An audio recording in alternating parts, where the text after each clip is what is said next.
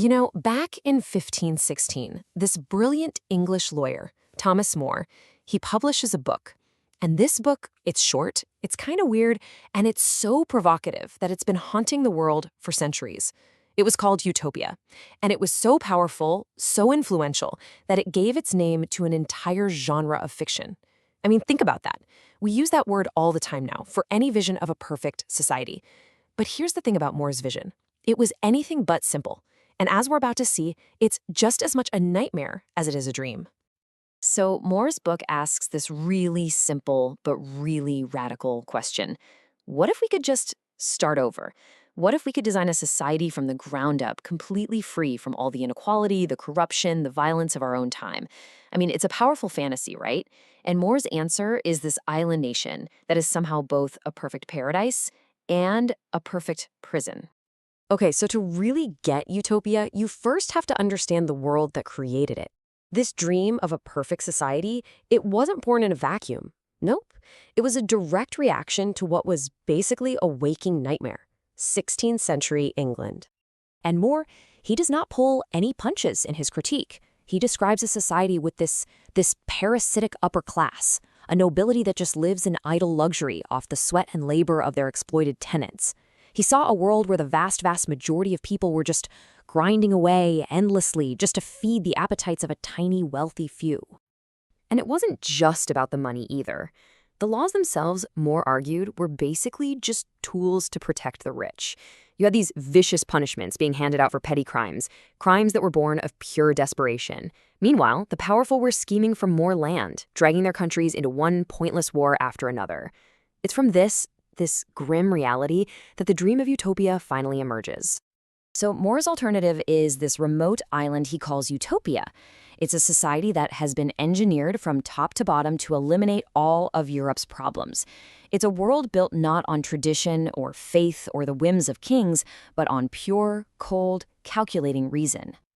And this, right here, this is where you see Moore's genius at work. The very name he invents is a pun. It's a philosophical riddle. Is Utopia a good place, a utopos, something we should strive for, a blueprint for our future? Or is it no place, an otopos, an impossible fantasy that can't and maybe even shouldn't exist? That tension, that ambiguity, that's the key to the entire book. Now, on the surface, life in Utopia sounds absolutely incredible. I mean, just imagine it for a second. A world with zero poverty because everything is shared. Everyone contributes, but no one is overworked. Just a 6-hour workday. Healthcare is a basic right for everyone, not a privilege. All the things that cause so much stress and competition in our world, money, status, fashion, they've just eliminated them. It's a vision of perfect equality and absolute security. So yeah, it sounds like a paradise, a society that has somehow solved the fundamental problems of human existence. But as we look a little closer, cracks begin to appear in this perfect facade. And what we find underneath is, well, it's far more complicated and honestly far more unsettling. So what's the cost of maintaining this perfect order? This is where things get really interesting. We're going to explore the dark compromises that make Utopia possible. Because as it turns out, every perfect system seems to hide a perfect contradiction. Okay, let's take their attitude towards gold. To teach their kids to have contempt for riches, utopians use gold and silver for the most degrading things you can imagine, like chamber pots. Seriously, they mock the European obsession with precious metals. And yet, they use that very same gold to forge the chains for their slaves. So gold is, at the same time, a symbol of foolish vanity and the very real instrument of bondage. It's a really shocking paradox when you think about it. Then there is war. Utopians claim to hate war. They see it as a brutal, beastly activity.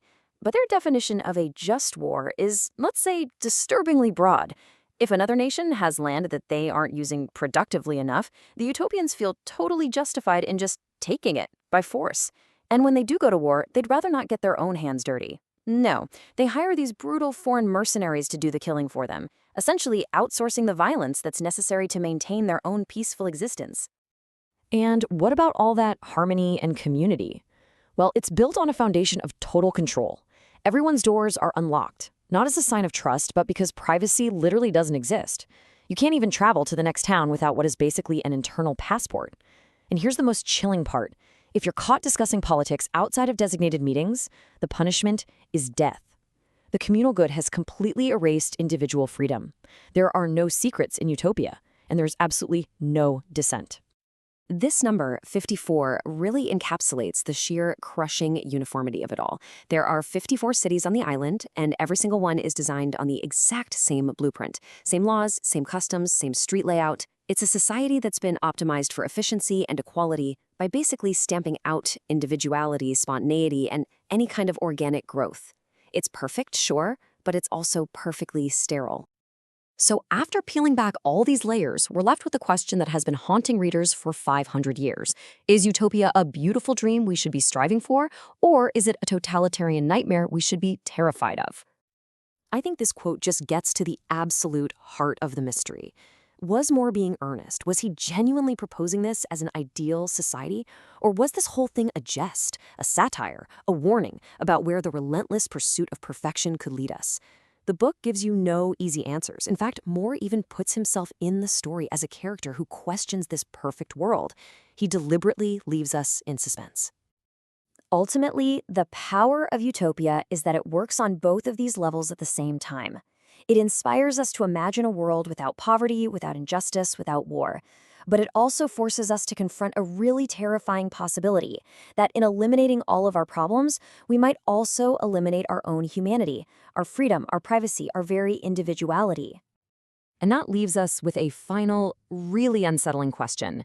To build a world with no hunger and no crime, what are you willing to give up? Your privacy, your freedom to travel, your right to disagree? Moore's 500-year-old thought experiment is still one of the most vital questions we can ask ourselves today. What is the true price of perfection?